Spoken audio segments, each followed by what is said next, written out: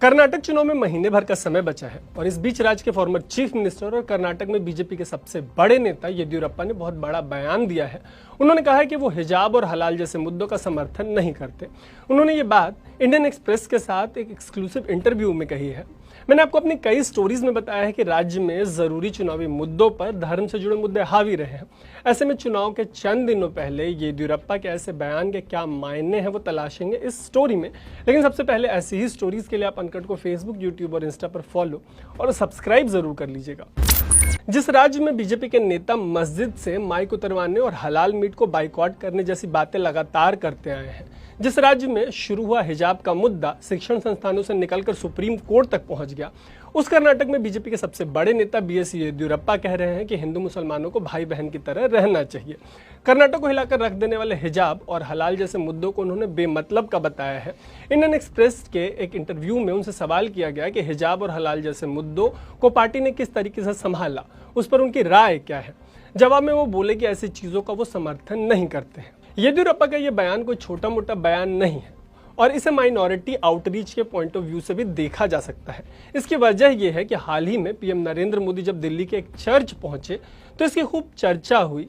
इसे भी कर्नाटक चुनाव से जोड़कर देखा गया। बीजेपी को लेकर यह भी कहा जा रहा है कि वो मुस्लिम समुदाय को ये समझाने की कोशिश कर रहे हैं कि पार्टी जो पार्टी है उसकी मुसलमानों को लेकर जो छवि है, असल में मामला वैसा नहीं है।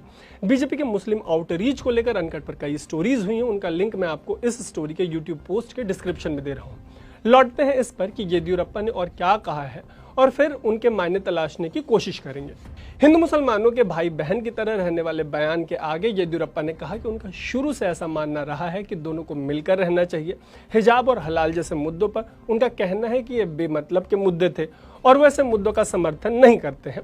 उनके ऐसे बयानों के बीच 10 मई को कर्नाटक चुनाव के लिए वोटिंग होनी और 13 को नतीजे आने हैं और उनके ऐसे बयानों के बावजूद बीजेपी की कथनी और करनी में अंतर साफ दिखाई देता है।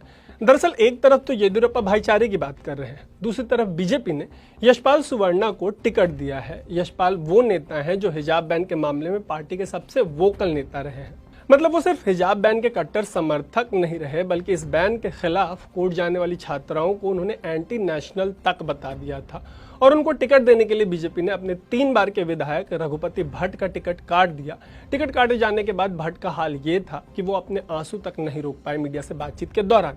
अगर आपने कर्नाटक चुनाव में मुद्दों से जुड़ी मेरी स्टोरीज देखी होंगी तो मैंने उनमें आपको बताया है कि कैसे बीजेपी के CT रवि ने हलाल बैन का भी मुद्दा उठाया था। CT रवि कोई छोटे मोटे नेता नहीं है, बल्कि बीजेपी के नेशनल जनरल सेक्रेटरी हैं और पार्टी के लिए चिकमंगलुरु से चुनाव लड़ रहे हैं। CT रवि ने हिंदू त्योहारों में मुस्लिम वेंडर्स पर रोक का मुद्दा भी उठाया था और उन्होंने इसे इकोनॉमिक जिहाद बताया था।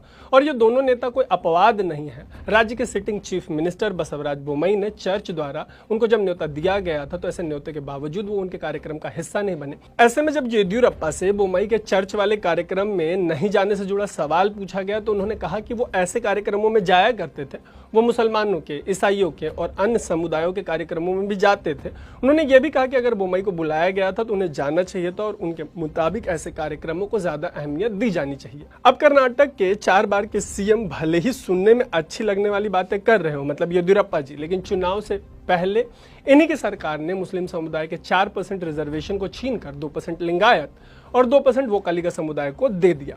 वैसे जब जाति की बात आती है तो यूपी बिहार की राजनीति देखकर लगता है कि इन राज्यों में ही जातिवाद की राजनीति होती है, लेकिन जिस लिंगायत समुदाय के 2% रिजर्वेशन जिनको दिया गया है, येदियुरप्पा हो या करंट CM बोम्मई हो, दोनों ही इसी समुदाय से आते हैं। वहीं वोकलिगा कर्नाटक का दूसरा डोमिनेंट समुदाय है। हाँ, सर्वे में जिस तरीके के, सर्वे से मेरा मतलब है ओपिनियन पोल्स में जिस तरीके के आंकड़े सामने आए हैं, उससे बीजेपी की जो उम्मीदें हैं कर्नाटक में, उन पर पानी जरूर फिर रहा होगा। ऐसे में लास्ट मोमेंट भाईचारे की बात करके हो सकता है कि येदियुरप्पा न्यूट्रल वोटर्स को लुभाने की कोशिश कर रहे हो। ऊपर से लिंगायत और वोकलिगा के बाद 13% से ज्यादा पॉपुलेशन के साथ मुस्लिम आबादी कर्नाटक में तीसरे नंबर पर है। ऐसे में हो सकता है कि इसके लिबरल तबके को येदियुरप्पा शांति का संदेश देना चाह रहे होंगे। उनकी ऐसी बातों का पोल रिजल्ट पर कैसा असर पड़ता है 13 मई को साफ हो जाएगा। इस दिन रिजल्ट आने हैं, जैसा भी होगा आपको बताएंगे ऐसे ही एक्सप्लेनर्स में अनकट पर। इसके लिए आप हमें फेसबुक, यूट्यूब और इंस्टा पर फॉलो और सब्सक्राइब करना मत भूलिएगा। देखते रहिएगा अनकट। मेरा नाम है तरुण।